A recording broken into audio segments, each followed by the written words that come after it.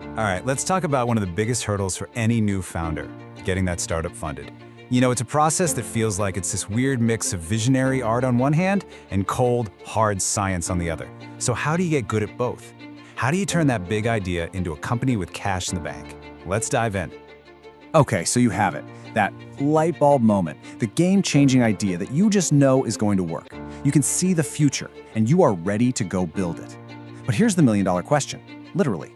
When you walk into that room with potential investors, is that brilliant vision all by itself enough to get you the check you need? Well, to answer that, you've got to get inside the head of your audience. And in a pitch, your audience is the investor.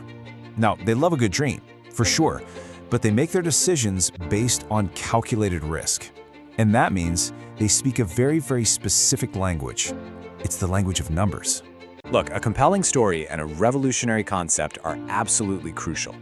Your passion for the idea, that's what gets you in the door. It's your ticket to the conversation, but it's not what gets the deal signed.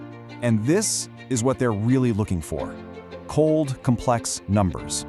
I mean, that phrase just cuts right to the chase, doesn't it? Investors have to translate your incredible vision into a language that they can analyze and trust.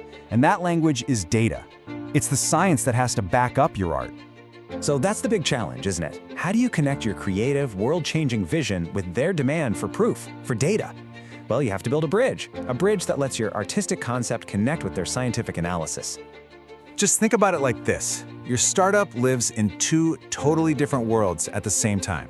Over here, you've got the art. That's your world. It's your vision, your gut feeling, your prediction of what's possible. But then over here, you've got the science. That's their world. Financial performance, hard data, concrete metrics. And your job? You have to be the translator between these two worlds. So what's the tool that makes that translation happen? It's the financial projection.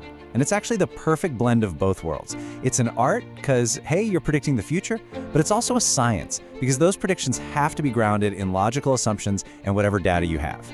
This is your bridge. Now let's be real, this is not easy at all.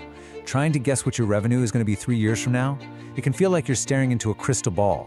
And it's especially tricky when you're just starting out, trying to raise that first round of seed money, because you might not have much data to go on. But here's the bottom line. No matter how much it feels like guesswork, financial projections are completely non-negotiable. They are an absolutely required, mandatory part of any business plan you want an investor to take seriously. You just can't skip this step, period. And here's why it's so worth the effort. Because when you do put in the work, when you successfully build that bridge between your art and their science, that's when you unlock the ultimate prize. Getting the money you need to make your vision a reality. And the path to getting that funding becomes surprisingly simple. Really, it's cause and effect. Step 1, you create thoughtful, attractive, and most importantly, believable financial projections. And what's the direct result? Step 2, you get that serious attention you've been looking for from investors. You are now speaking their language. So as we wrap this up, I want to leave you with this one final thought. You have a powerful story about the future you want to build. I know you do.